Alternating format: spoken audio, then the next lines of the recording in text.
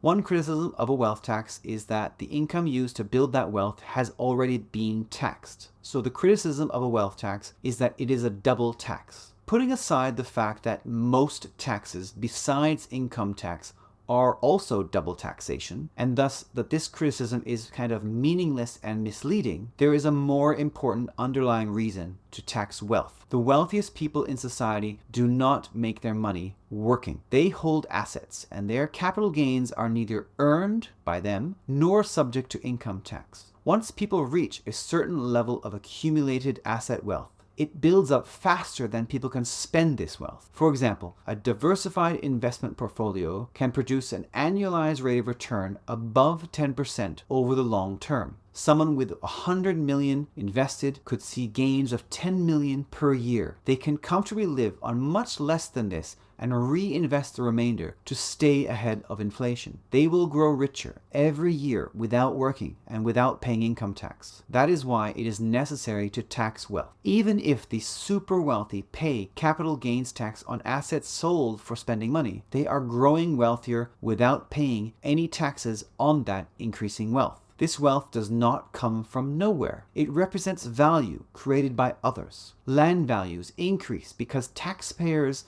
fund infrastructure developments nearby the land. Business profits and share prices, as well as dividends, come from the fact that workers and suppliers are underpaid while customers are overcharged relative to the actual cost of production. The standard defense to this is that business owners deserve this profit because they are taking a risk. The risk is that if their business fails, that they will have to become a worker. But workers risk becoming homeless and destitute if the business fails. The argument that business people are taking a risk and deserve all the gains misrepresents where the actual risk lies. One of the most important policies for transitioning the economy is government-backed zero or very low interest loans for workers that want to buy their workplaces. This could be accompanied by long-term marketing campaigns to make workers aware of this option. It should additionally be accompanied by free educational programs to train workers in how to transition into being worker owners of their enterprises.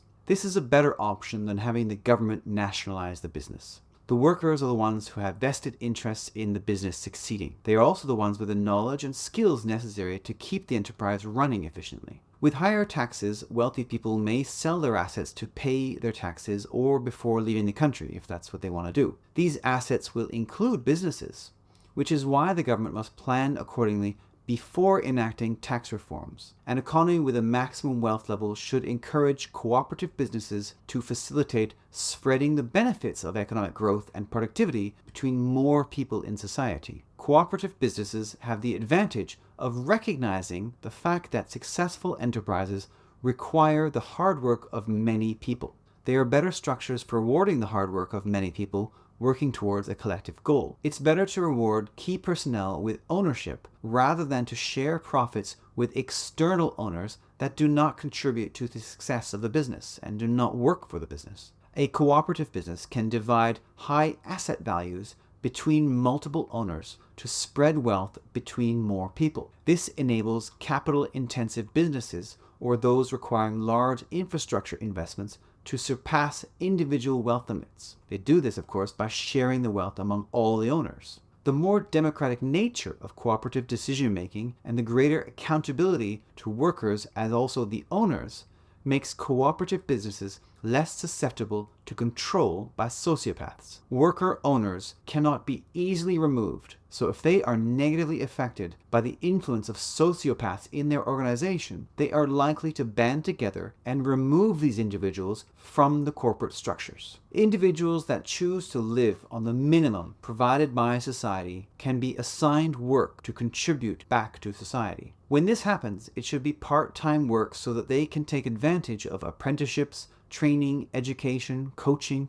or just social connection programs. Even if people do not take advantage of these opportunities, they must be made to contribute back to society because they are taking up resources and must give back. Of course, we must recognize that this will not be possible for everybody. There will be some people with severe disabilities that cannot, and we still need to support them. However, even if the education and training programs do not work for some people that are able-bodied, it is still cheaper for society to support these individuals because they will be less of a burden and a nuisance on society. They will not require police and justice systems to intervene and control them. They will be less of a nuisance to the rest of society if they have homes to stay in and their basic needs are met. They will not resort to crime to meet their basic needs. But if people are content to get by with this bare minimum, then society is justified in making these individuals contribute at least just enough to balance out what they receive. The ratios between minimums and maximums for both income and wealth must be included within constitutions and not just in legislation. This will make them harder to change, which is very important. Without the protection of having them in the Constitution, wealthy and powerful interests will seek to remove the effective limits on wealth accumulation. This will gradually undermine the well-being of most citizens as the society returns to an inequitable society with high levels of income and wealth inequality.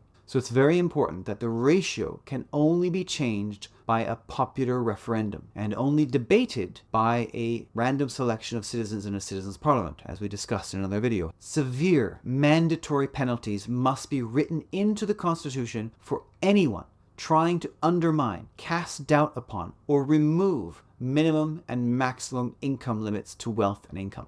Penalties must escalate for successive offenses. Those penalties must also be means tested, which means they must be calculated based on each person's income or wealth, and fined whichever of the two produces a greater fine amount. The education system must also include curriculum teaching the importance of having ratios in the first place. The requirement to teach this curriculum must be also embedded within the Constitution to avoid society gradually forgetting why the ratios exist in the first place. The constitutional protections help ensure that the only way for the rich to become wealthier would be to make the poor better off first. So through all of these mechanisms and entrenching them in the Constitution, we can have a stable society that stays a good society for a long period of time. There are, of course, many other things that need to come into place before this happens, and many that will come after this change happens. But this modification to the way our taxes work on income and wealth is essential for a good society. You cannot achieve one without something like this. It doesn't have to be this exact idea, but if we don't have some way of limiting the wealth accumulation of the richest among us, it always goes the same way and it never ends well. So, it's time to tax the wealthy.